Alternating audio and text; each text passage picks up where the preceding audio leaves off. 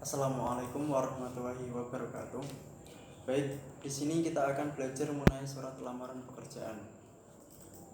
Pengertian surat lamaran pekerjaan. Surat lamaran pekerjaan adalah jenis surat pribadi yang diajukan seseorang ke perusahaan atau instansi agar diterima bekerja sebagai karyawan pada posisi jabatan tertentu yang diinginkan.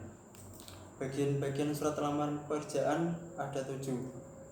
Yang pertama yaitu tempat dan tanggal penulisan surat lamaran pekerjaan. Yang kedua ada perihal dan lampiran. Yang ketiga ada alamat surat. Yang keempat ada salam pembuka. Yang kelima ada isi surat yang biasanya terdiri dari paragraf pembuka, tujuan syarat lamaran pekerjaan, identitas pelamar, daftar lampiran, dan penutup surat. Yang keenam ada salam penutup. Dan yang ketujuh ada tanda tangan dan nama terang pelamar. Unsur-unsur kebahasaan surat lamaran pekerjaan. Unsur-unsurnya yaitu memakai kata-kata yang baik dan benar sesuai kaidah ejaan, memakai bahasa yang sopan, isi surat harus jelas, singkat, padat, informatif, dan tepat sasaran, tulisan rapi, bersih, dan mudah dibaca. Selanjutnya, fungsi surat lamaran pekerjaan. Yang pertama yaitu sebagai tanda tertulis atau resmi pengajuan permohonan pekerjaan. Fungsi ini merupakan fungsi utama dari surat lamaran kerja, karena dengan hadirnya surat lamaran kerja berarti permohonan tersebut sifatnya resmi dan tentu akan langsung diterima sebagai permohonan dan dipertimbangkan dalam menerima pelamar tersebut. Yang kedua yaitu sebagai alat komunikasi. Fungsi ini merupakan salah satu fungsi dasar dari setiap surat, karena setiap surat sudah dapat dipastikan akan mengandung informasi yang akan sangat diperlukan oleh pihak yang dituju. Dalam surat lamaran informasi yang dibutuhkan yaitu informasi mengenai data dan identitas pelamar. Yang ketiga itu sebagai bahan pertimbangan. Dengan hadirnya sebuah surat lamaran kerja dan berbagai informasi mengenai identitas diri merupakan kebutuhan untuk melakukan suatu pertimbangan bagi perusahaan menerima pelamar yang tepat mengisi pekerjaan yang kosong. Selanjutnya yaitu cara membuat surat lamaran kerja. Yang pertama, gunakan bahasa yang baik dan benar. Pergunakan bahasa yang formal karena surat lamaran kerja ini termasuk surat resmi. Jangan menggunakan bahasa yang tidak patut dalam pembuatan surat resmi. Yang kedua yaitu tulislah kalimat yang singkat, padat, dan jelas. Jangan bertele-tele dalam menulis suatu surat lamaran, karena surat lamaran ini bisa menampilkan jati diri seseorang, serta sebuah instansi atau perusahaan tidak menyukai surat lamaran yang bertele-tele. Yang ketiga yaitu tulisan secara manual menggunakan tangan. Penulisan surat lamaran pekerja secara manual lebih disukai suatu perusahaan karena melalui tulisan tangan bisa dinilai bagaimana pribadi seseorang. Yang keempat yaitu perhatikan kebersihan suatu surat lamaran kerja. Jangan sampai ada coretan atau bekas penghapus dalam surat lamaran kerja. Jika sudah menulis lebih baik, tulislah ulang di kertas baru. Jangan menggunakan setipo atau penghapus. Yang kelima yaitu isi semua jelas data diri dan suatu informasi tentang diri Anda, serta lampirkan dokumen-dokumen pendukung seperti daftar riwayat hidup, fotokopi, identitas diri, serta dokumen-dokumen lain yang menjadi persyaratan. Yang keenam, jika Anda mempunyai sertifikat pendukung yang bisa menambah nilai plus untuk diri Anda, jangan ragu untuk dapat melampirkannya. Dan ciri-ciri surat lamaran pekerjaan. Ciri-ciri surat lamaran pekerjaan yang pertama itu tempat dan tanggal. Ini ditempatkan di pojok kanan atas tanpa titik akhir, karena bukan merupakan suatu kalimat. Yang kedua, lampiran dan perihal. Kata lampiran dan perihal tidak bisa disingkat lam atau hal. Angka dalam kolom lampiran itu ditulis menggunakan huruf. Contoh, lampiran (2) 1 lembar, perihal (2) lamaran kerja. Yang ketiga, alamat surat. Alamat surat ini tidak menggunakan kata-kata yang diawali ke pada. Alamat yang disyaratkan tidak lebih dari 3 baris. Jabatan tidak boleh menggunakan jenis kelamin seperti halnya bapak atau ibu. Tulisan jalan pada suatu alamat tidak boleh disingkat. tidak boleh menggunakan titik di masing-masing akhir barisnya. Contoh, yang terhormat manajer sukses Madani, Jalan Muhammad Yamin nomor 2, Bandung. Kemudian yang keempat ada salam pembuka. Setelah kata dengan hormat harus menggunakan koma. Kata dengan hormat sebaiknya dapat dijadikan satu dengan kalimat selanjutnya. Walaupun diganti baris seperti biasa juga tetap dapat digunakan. Yang kelima, alinea pembuka. Dalam alinea pembuka sebaiknya harus menggunakan bahasa yang baik dan sopan serta membuat instansi yang membacanya tidak tersinggung. Yang keenam, isi. Dalam isi terdapat yang pertama, identitas, yaitu suatu keterangan berupa nama, tempat tanggal lahir, alamat pribadi, pendidikan terakhir, dan dapat ditambah lagi sesuai dengan kebutuhan. Dalam menuliskan suatu keterangan di atas, awal kata tidak menggunakan huruf besar. Yang kedua, maksud dan tujuan. Maksud dan tujuan ini merupakan suatu keterangan tentang alasan pengirim atau pelamar pekerjaan menulis surat itu. Yang ketiga, menyatakan lampiran. Dalam lamaran pekerjaan ini terdapat beberapa lampiran tentang syarat yang telah diminta oleh instansi yang membutuhkan pekerjaan. Maka sang pelamar harus memenuhi lampiran yang diminta tersebut. Dalam lampiran ini setiap akhir kalimatnya harus menggunakan titik dan di akhir lampiran menggunakan titik. Yang ketujuh, penutup. Dalam penutup kita harus menunjukkan keantusiasan kita dalam melamar suatu pekerjaan pada instansi yang kita tuju dan yang kita inginkan. Yang terakhir, 8, tanda tangan dan nama terang.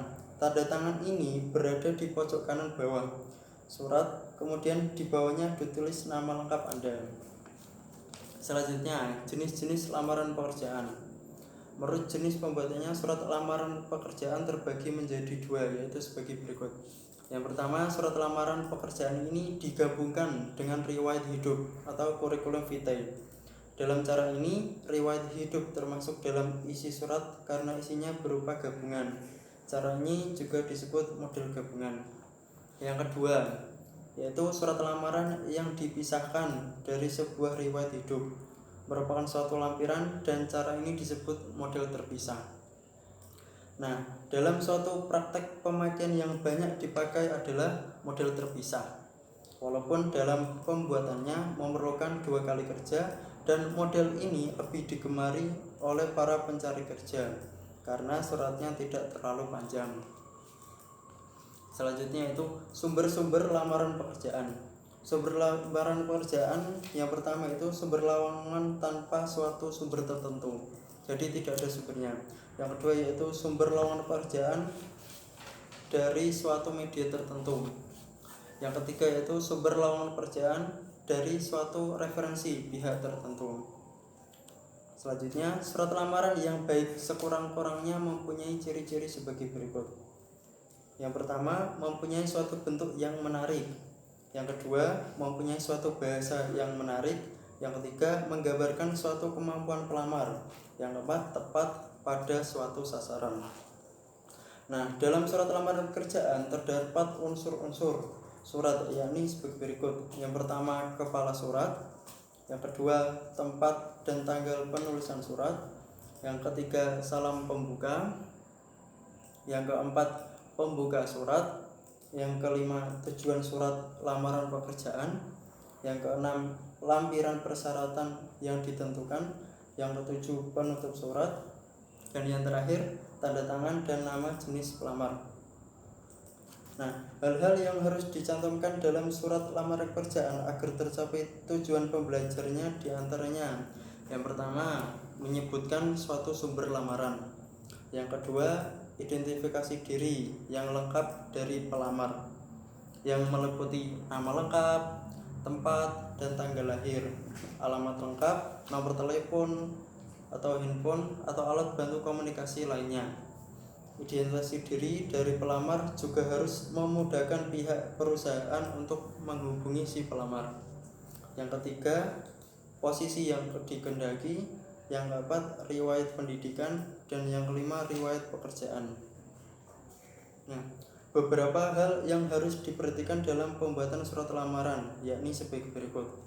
Surat lamaran ditulis tangan di atas kertas folio. Tulisan harus jelas, bersih, dan tidak ada coretan satupun. Surat lamaran pun dapat dibuat menggunakan suatu mesin tik atau komputer. Pelamar harus menyebutkan dirinya, bukan dengan kata ganti kami, melainkan dengan kata ganti saya. Pelamar juga harus menyebutkan pimpinan instansi, bapak atau ibu.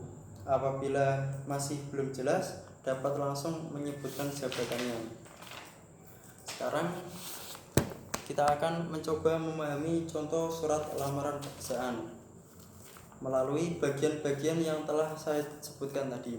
Yang pertama ada tempat dan tanggal penulisan surat lamaran. Tempatnya ada di posisi kanan atas. Sini saya tuliskan Surakarta 7 April 2021. Selanjutnya di bawahnya lagi bagian yang kedua itu perihal dan lampiran. Perihal dan lampiran tempatnya ada di sebelah kiri sebelah atas, di bawahnya tempat dan tanggal surat lamaran pekerjaan. Ini perihalnya itu lamaran pekerjaan. Lampiran kedua di bawahnya ditulis huruf, tidak boleh ditulis dengan angka 7 berkas. Kemudian di bawahnya perihal dan lampiran ada alamat instansi tersebut, alamat surat. Yakni sebagai contoh yang terhormat boleh disingkat YTH pimpinan PT Karya Bakti. Kemudian alamat itu ditaruh di bawahnya, menulisnya Jalan Melati 12, kemudian kota yang dituju itu di bawahnya lagi, yaitu Surakarta. Kemudian salam pembuka setelah sesuai yang saya sebutkan tadi, yaitu menggunakan kata dengan hormat disertai langsung dengan koma. Selanjutnya di bawahnya ini ada isi surat yang biasanya terdiri dari paragraf pembuka, tujuan surat lamaran pekerjaan, identitas pelamar, daftar lampiran, dan penutup surat. Sebagai contoh, ini tulisannya agak menjorok dari urutan dengan hormat berdasarkan pengumuman yang dibuat pada Harian Umum Ekonomi tanggal 2 April 2021, dengan ini saya berminat untuk mengajukan diri. Nah, ini tujuan, memuat tujuan. Isi surat tersebut memuat tujuan untuk. Ciri-ciri kata untuk: saya berminat untuk mengajukan diri menjadi staf bagian marketing di PT Karya Bakti yang bapak atau ibu pimpin. Kalau ada jabatannya boleh dicantumkan, tetapi ini sebagai contoh umum, bapak atau ibu yang pimpin. Dan selanjutnya itu ada daftar identitas pelamar. Identitas pelamar meliputi nama, tempat tanggal lahir, pendidikan, dan juga alamatnya. Nah, namanya harus terang dan juga disebutkan jabatannya tidak masalah. Nama: Fani Pratiwi SE atau sarjana ekonomi. Kemudian tempat, tanggal lahir ini di bawahnya nama tepat. Surabaya, 14 Agustus 1993. Tidak boleh ditulis pakai angka, tetapi harus huruf. 14 Agustus 1993. Dan pendidikan ini pendidikan terakhir dari si pelamar ini. Ini beliau sarjana ekonomi. Di bawahnya pendidikan itu ada alamat. Nah, alamat harus tenang, jalan tidak boleh disingkat seperti layaknya alamat yang dituju pada instansi. Ditulis Jalan Nusa Indah nomor 9 Surakarta. Selanjutnya di bawah identitas pelamar itu ada daftar lampiran. Nah, lampiran ini sesuai yang ditulis pada bagian atas sebelah kiri. Yang pertama tadi yaitu ada 7 berkas. Nah, ini harus sesuai. Sebagai bahan pertimbangan bersama ini saya lahirkan. Yang pertama, 1 lembar daftar riwayat hidup. Yang kedua, 1 lembar fotokopi ijazah terakhir.